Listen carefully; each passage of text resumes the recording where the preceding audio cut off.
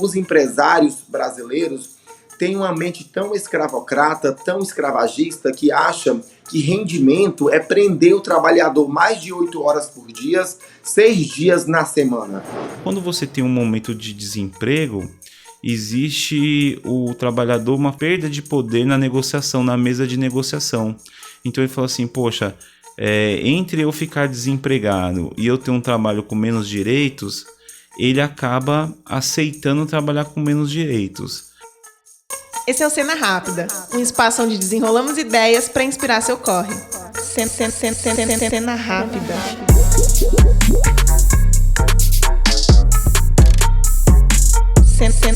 Cena Rápida.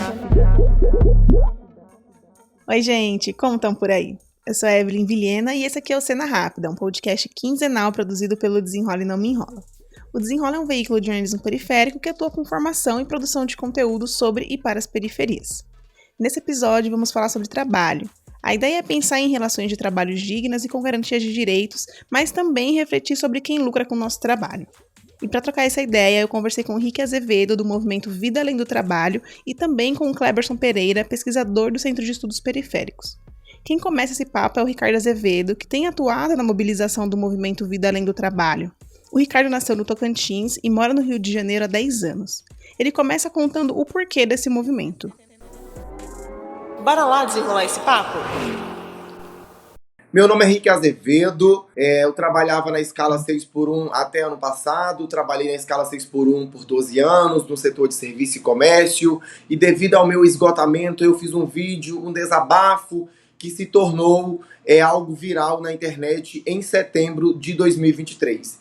E após esse momento, né, eu criei o Movimento VAT e a partir desse momento eu me torno fundador e líder do Movimento VAT. Então hoje em dia o meu trabalho é em prol da classe trabalhadora, em prol do Movimento VAT. A repercussão que rolou em torno do VAT, que significa Vida Além do Trabalho, começou a partir de um vídeo gravado pelo Ricardo em que ele questiona a escala de trabalho 6x1, ou seja, trabalhar 6 dias da semana e folgar 1, e a redução dessa jornada de trabalho sem a diminuição do salário.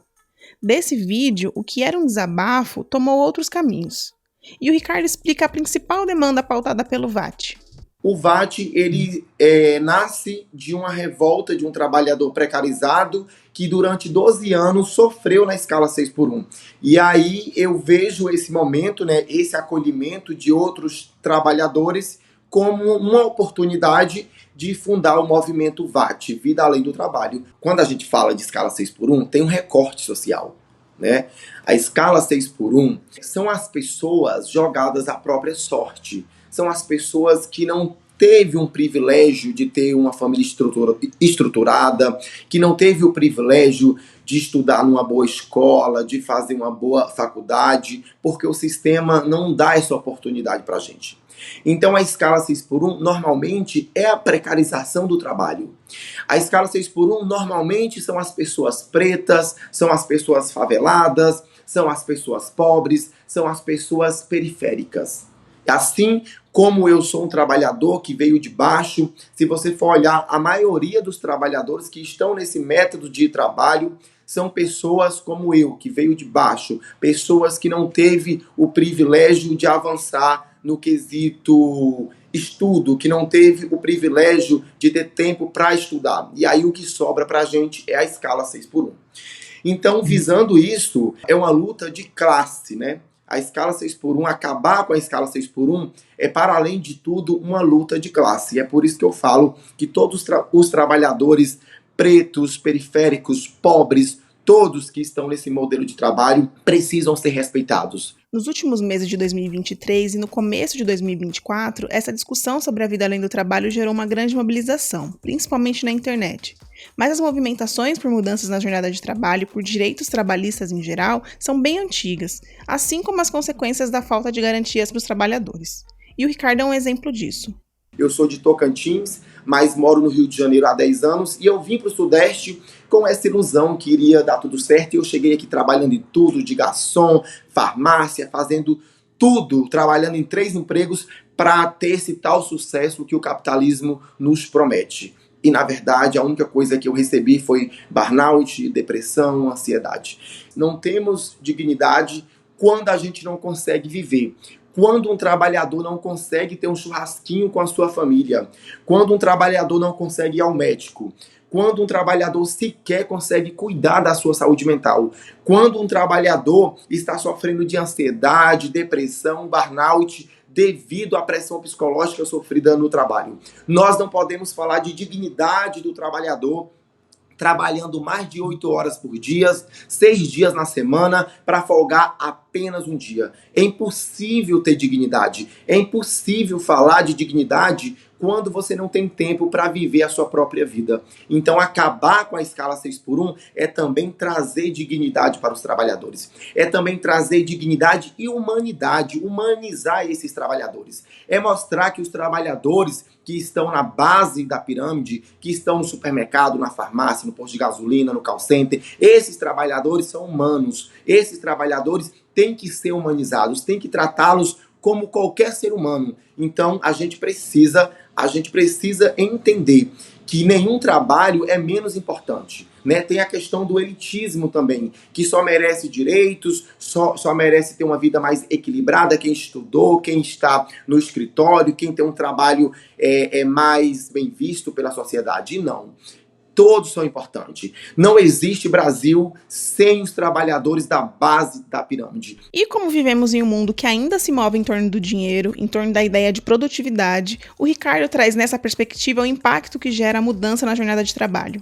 Os empresários brasileiros têm uma mente tão escravocrata, tão escravagista, que acham que rendimento é prender o trabalhador mais de 8 horas por dia, 6 dias na semana.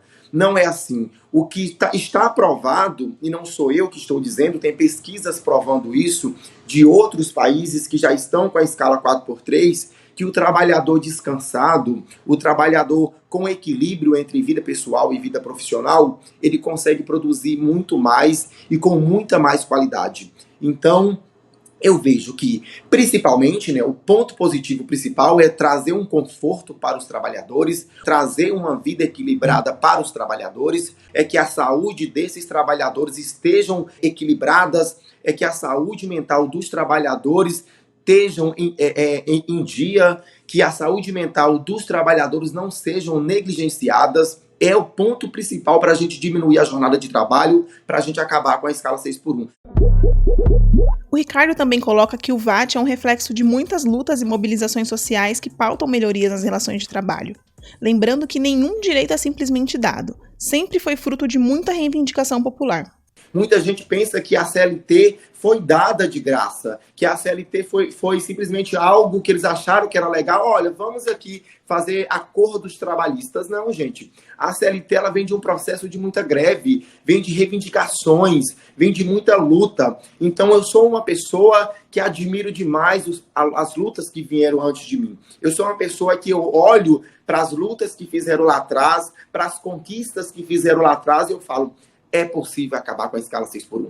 Se esses trabalhadores lá atrás conseguiram acabar com tantas atrocidades e conseguir muitas conquistas para que a gente não tivesse pior hoje em dia, nós também temos a força necessária para acabar com a escala 6x1. E pensar em direitos trabalhistas também envolve falar do desemprego. O capitalismo tem essa programação, né? É programado, né?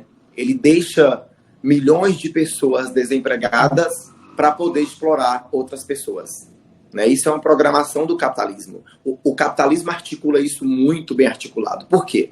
Você é contratado para fazer uma função e você acaba fazendo 5, 10 funções. Porque eles não querem contratar outras pessoas. É aí que surge a exploração, né? Eu contrato uma pessoa para a escala 6x1 para ganhar salário mínimo e ele vai exercer 5 funções e não pode reclamar. E se ele reclamar é porque ele é ingrato, é porque ele não agradece o patrão. Olha só, você aqui com seu emprego reclamando enquanto tem milhões de desempregados. Eu vejo isso como algo programado, justamente para a gente ficar à mercê dessa boa vontade, entre aspas, dos patrões e aceitar a exploração caladinho. Por quê? Veja bem, nós temos milhões de desempregados, enquanto você vê pessoas reclamando do excesso de função, da função dupla, tripla. E aí a gente pergunta, por que não contrata? Não contrata não é porque o empresário não tem condição. O empresário não contrata justamente para ele ter essa lógica do capitalismo de que, olha, enquanto você não quer escala 6x1, enquanto você não quer salário mínimo, enquanto você não quer trabalhar mais de 44 horas semanais, tem ali pessoas desempregadas que vão aceitar isso. E as pessoas acabam ficando à mercê desse discurso mentiroso, desse discurso falacioso, desse discurso irresponsável, desse discurso que explora e que escraviza. Para ampliar um pouco mais esse papo, eu conversei com Cleberson Pereira, que é pesquisador no Centro de Estudos Periféricos e que participou da construção da Agenda Propositiva das Periferias no Eixo de Trabalho. Essa agenda é um material que reúne soluções para problemas enfrentados nos territórios periféricos. O Cleberson começa com uma análise sobre como funcionam as relações de trabalho em um sistema capitalista. O capitalismo ele busca a acumulação do capital, né? Ele busca a geração de mais-valia.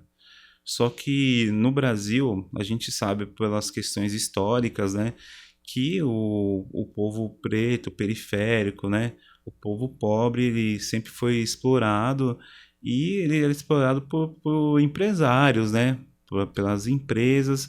E hoje a gente tem um estágio do capitalismo que às vezes essas empresas familiares, que você tinha um empresário forte, vem perdendo espaço para essas sociedades anônimas, né? Então, hoje muitos bancos, né, são donos de empresas e, né, participam dessa exploração do capital, exploração da mão de obra das pessoas e dessa acumulação de riqueza. Se a gente tivesse que identificar um ente hoje, né, embora tenha essa despersonalização no capitalismo hoje, um local que a gente pudesse falar, olha, ali que, né, estão pensando como aumentar esse padrão de acumulação de riqueza, eu falo, hoje em São Paulo é a Faria Lima, né? Mas a gente sabe que as empresas, né, elas, no seu processo de acumulação de riqueza, elas exploram a força de trabalho para ter o acúmulo da mais-valia. Nessa ideia de acúmulo gerado a partir da exploração da mão de obra precarizada, o Cleberson afirma que as narrativas e ideologias do empreendedorismo, de se tornar empresário, ser seu próprio chefe, influenciam em uma desmobilização das pessoas, que elas vão deixando de se reconhecerem enquanto trabalhadores, mas que devem ter direitos assegurados. E essa ideologia realmente assim do empresário, ela dificulta, né? Porque ela coloca para o trabalhador toda a responsabilidade do seu sucesso. Então, se você não teve sucesso, não é porque o Estado não criou as condições necessárias mínimas ali para você poder conseguir exercer um trabalho, né? Você não se esforçou tanto, você podia ter se dedicado mais. Tudo bem, a escola não era boa, mas você tinha um livro, por que você não foi lá e estudou o livro? Sempre está colocando para você. Nunca pensa assim que a gente vive numa sociedade, essa sociedade ela precisa de uma organização, né?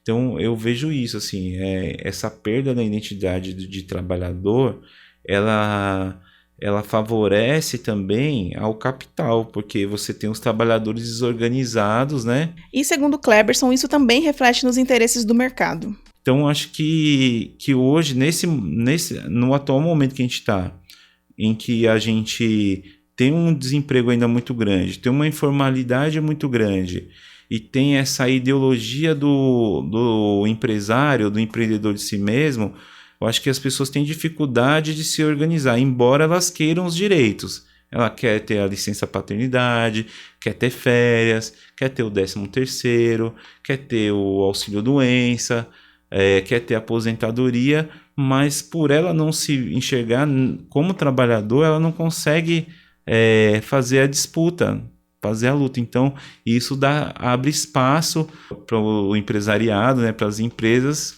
ganhar espaço, porque existe sindicato dos empresários também, né? O que é a Fiesp, né?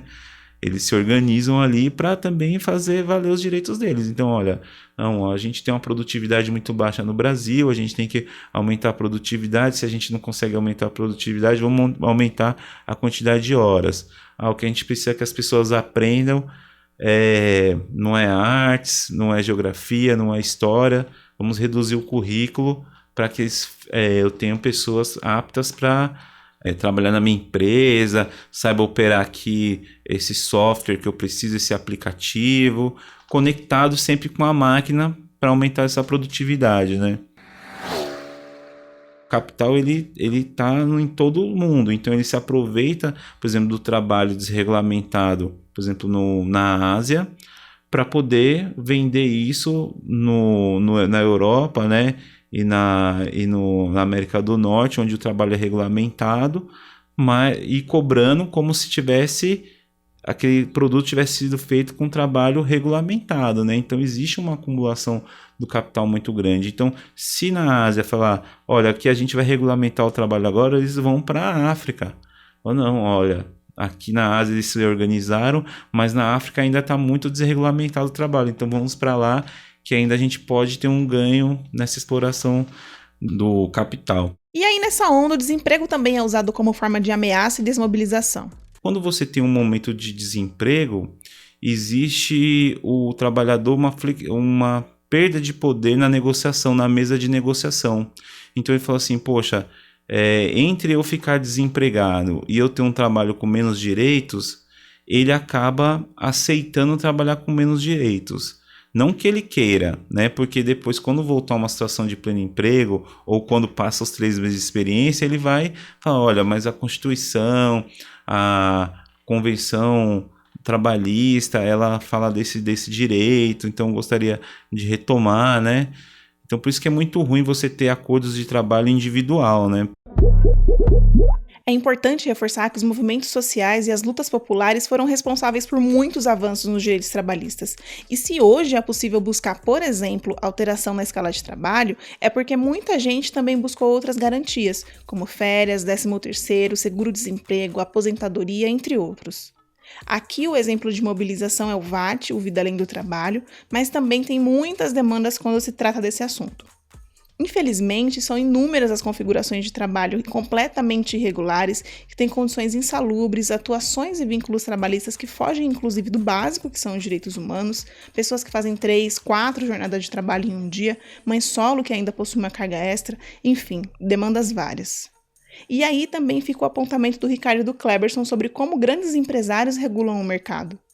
Tanto quando se trata de condições de trabalho, mas também quando se trata do desemprego. Que tal pensar a relação entre essas coisas? E questionar também quem lucra com o nosso trabalho. Já temos algumas pistas por aqui, né? Se revoltem. Vamos organizar a nossa revolta. Vamos organizar a nossa raiva. Como diz o Galo de Luta, vamos organizar o nosso ódio. Não adianta a gente querer fazer mudança de forma tranquila. A mudança dos trabalhadores, as mudanças trabalhistas foram feitas com muita luta, com muita raiva, mas uma raiva organizada. A raiva organizada, ela tende a evoluir para algo muito legal, para algo muito bom que vai beneficiar a classe trabalhadora. Aqui nos links na descrição vocês conseguem acessar o abaixo-assinado puxado pelo Movimento VAT pelo fim da escala 6x1 e na descrição também tem o link para o nosso portal de notícias, para o nosso canal no WhatsApp, campanha de financiamento e redes sociais. Aproveitem também e cheguem lá no nosso Instagram para conferir os cortes em vídeo da entrevista com o Kleberson e com o Ricardo. O Cena Rápida é um podcast quinzenal, disponível sempre às quartas no Spotify, Google Podcasts e no nosso canal de vídeos. Por aqui, seguimos com ideias desenroladas para inspirar seu corre. Um beijo e até o próximo episódio.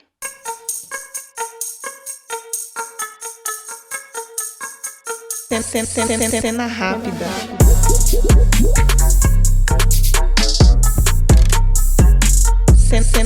Cena Rápida. Roteiro, apresentação e entrevistas por mim, Evelyn Vilhena, distribuição por Thaís Siqueira e Samara Santos, produção audiovisual por Pedro Oliveira, identidade visual Flávia Lopes, vinheta e edição por conta do Jonas Rosa. Esse episódio teve apoio da 8ª edição da Lei de Fomento à Cultura da Periferia.